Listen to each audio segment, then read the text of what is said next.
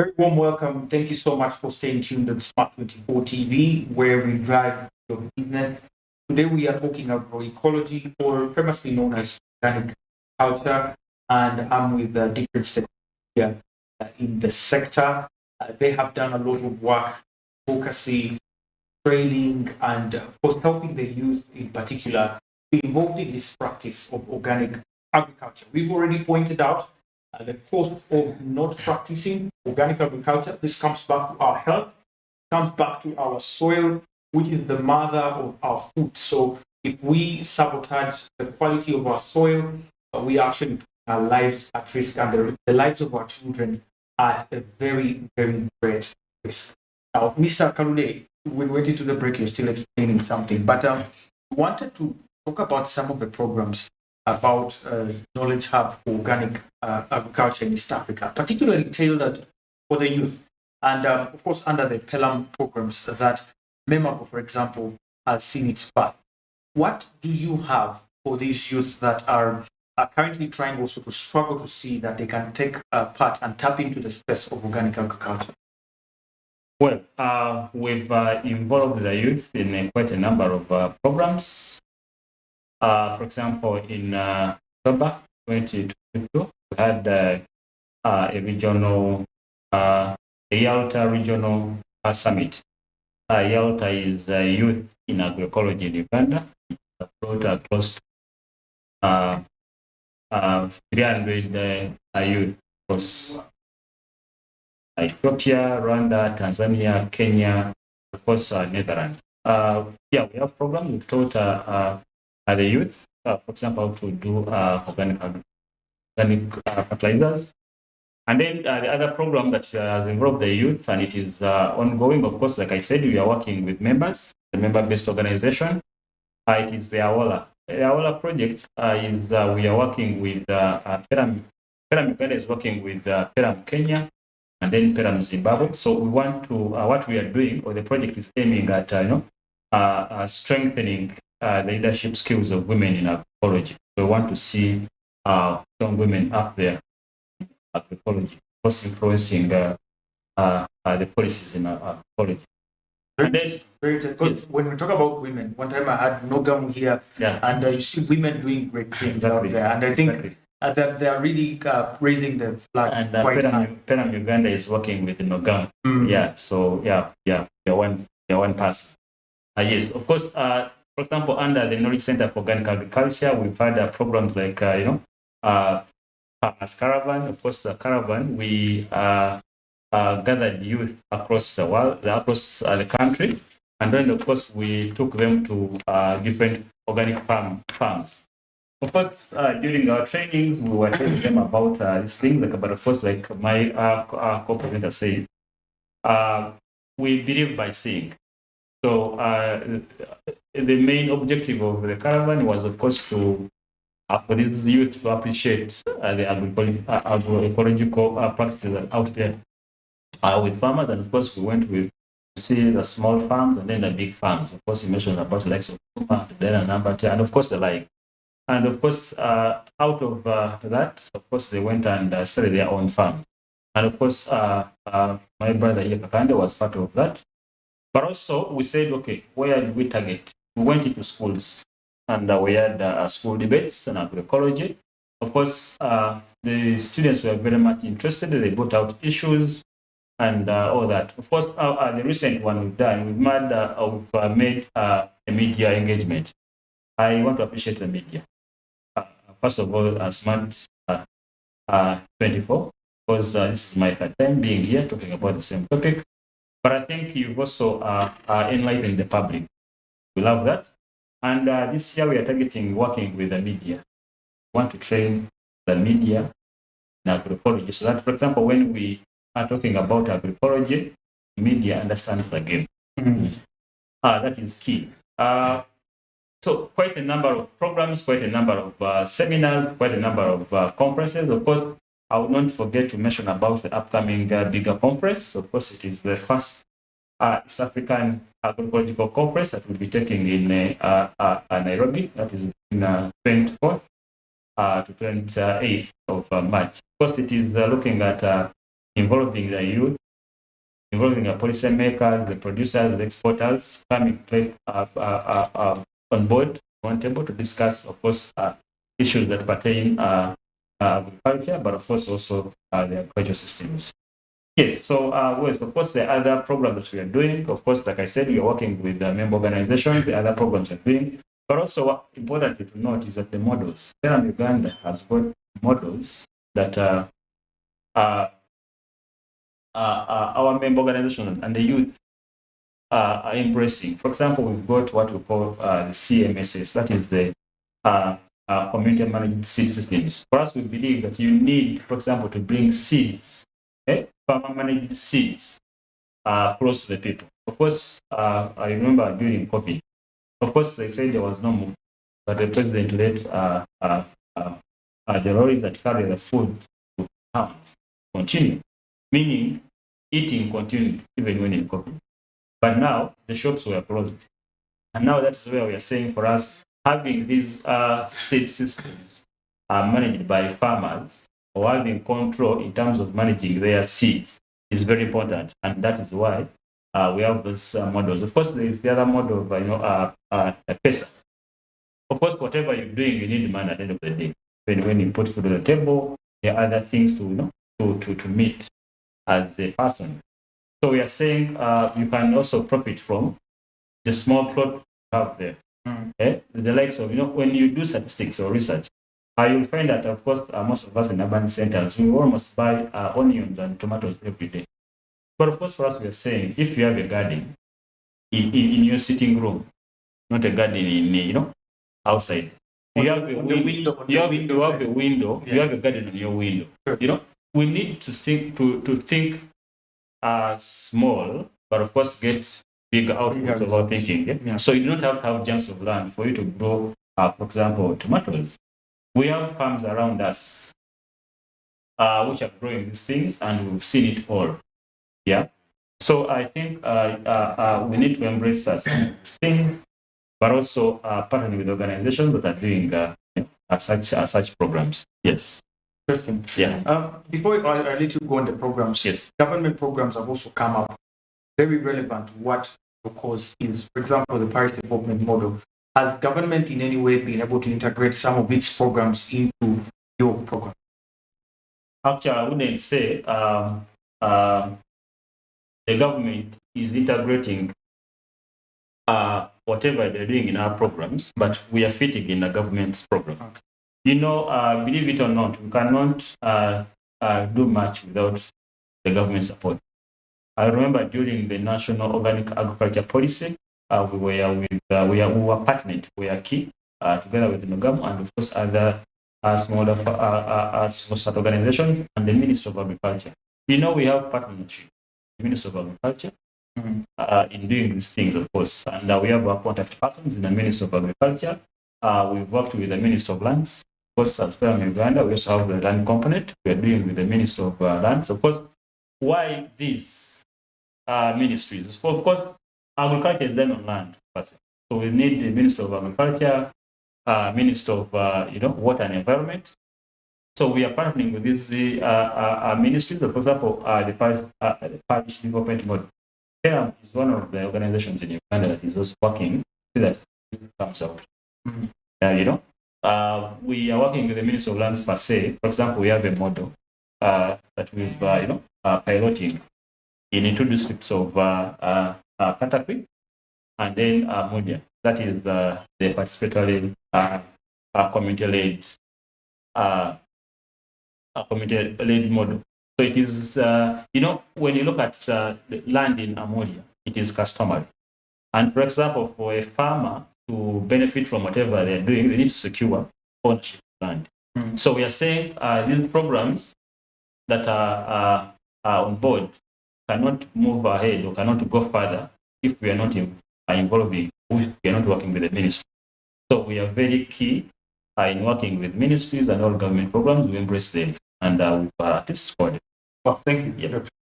Let's get back to you, Mr. Kakande. Yes. You've done this organic agriculture. You have done consultancy work on it. We want to get to the practical bits. Yes. We talked about the big picture. do away with the synthetic fertilizer, Yes. try to intercrop, growing different crops at the same time. But what are some of the technological advancements that you've actually made in as far as organic agriculture is concerned? Because the other concern still recurs that to scale up, you Yes. must innovate ways and means of getting things done easily. And this is definitely going to be through mechanization. I don't think organic agriculture is entirely hoe and hand and hand tools, using your hands. So what innovations, mechanizations are you bringing on board, or you've seen actually people bring on board at the moment in as far as organic agriculture is concerned? Yeah. Now, Anthony, when we talk about innovations, it's not entirely mechanization. I mean, tools and machines. However, we say now agroecology is now defining modern agriculture, modern day agriculture, using the indigenous and organic means. However, we appreciate the fact that with a big chunk of land, I talked about a friend of mine, Dr. Sanjay, total organic, but it's mechanized. With lots of acres of land, I mean, using a hoe, and I mean, machines will always come in.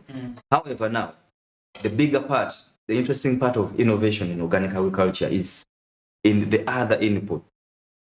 You see, the other inputs I'm talking about now, the feeding of the soil. We talked about the mother of the plant, because at the end of it all, we are talking about the plant and the food. Now, we have trained several youths in biofertilizer production. Ourselves at Memago do several series of biofertilizer production. Now, this is part of the whole value chain, the whole organic value chain. When we are talking about organic agriculture, someone will only think about the sukuma wiki on the market, the organic tomatoes on the market. But it's a whole value chain that starts from the land preparation to feeding the land.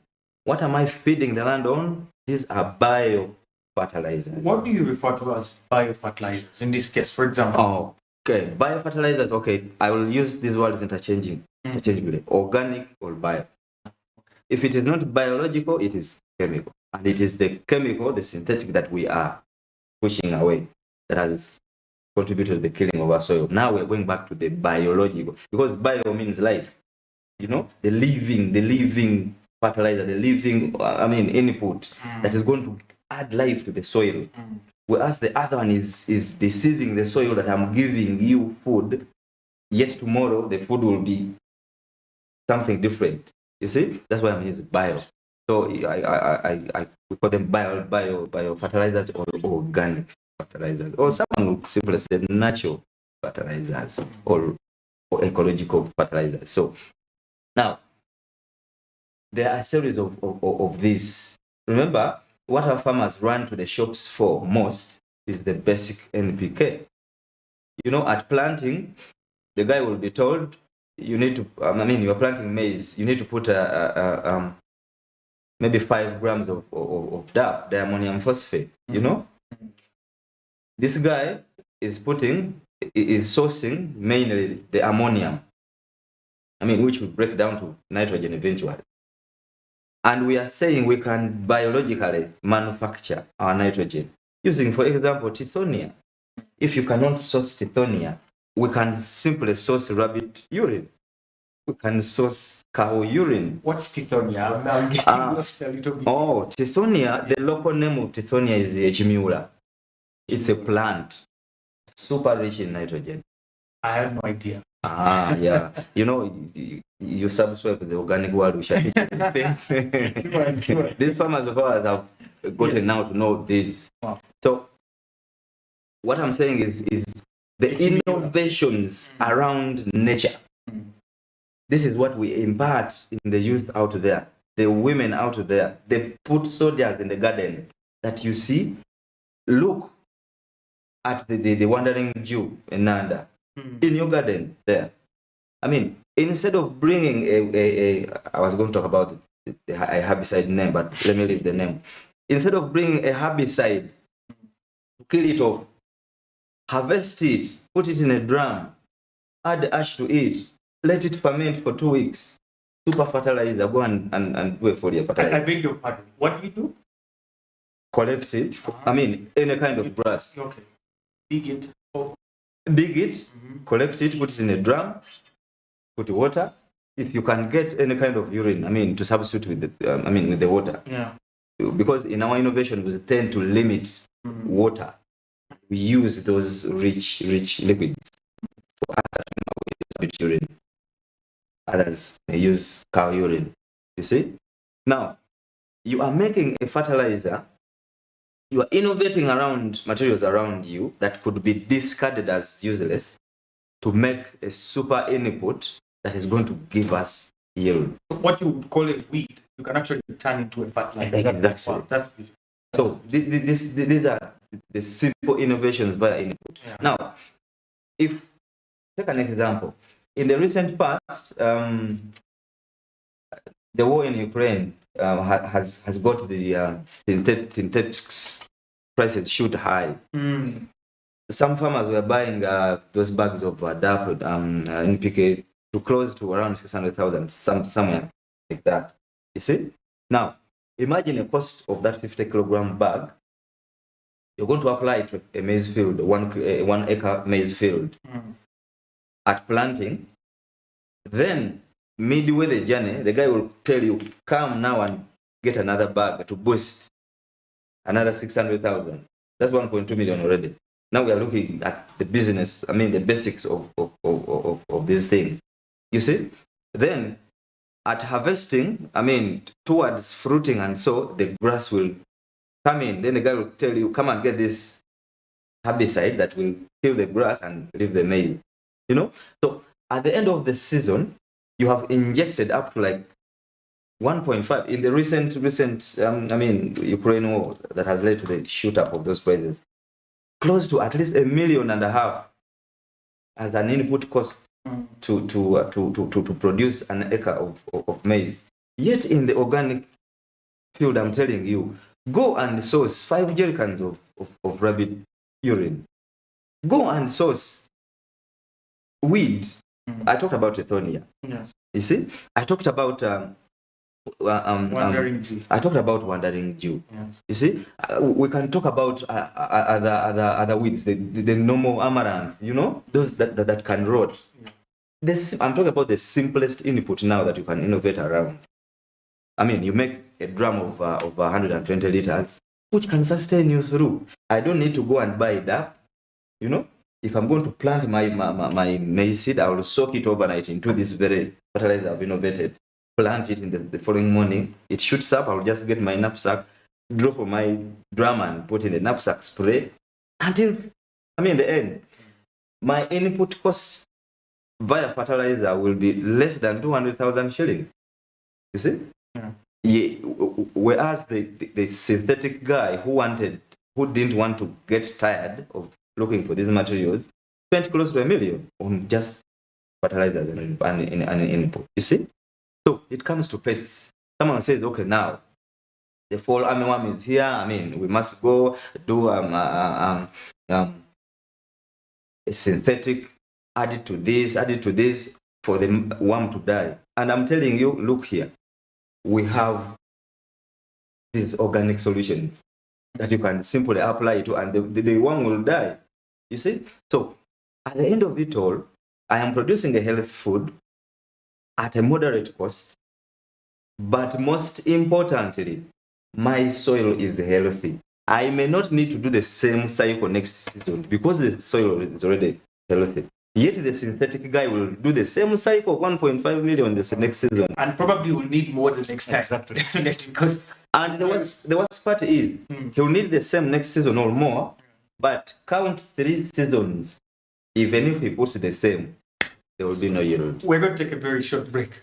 Mr. Kakande, there a very interesting example there of what organic agriculture can do. Today we are talking, of course, to youth participating in this organic agriculture, and the entire country, of course, and population adapting back to our roots, if I could say, of practicing organic agriculture. We are taking our last break. We return with our final session. You don't want to miss out on this one, because as we wind up, of course, Mr. Kakande is going to highlight for us some of the consultancy work is doing and where you can find help in case you need it. But also, Mr. Ezra will tell us about Pelham and what it's doing to support you, an organic farmer, and where you can find that help. Thank you so much. We are returning shortly. Stay with us.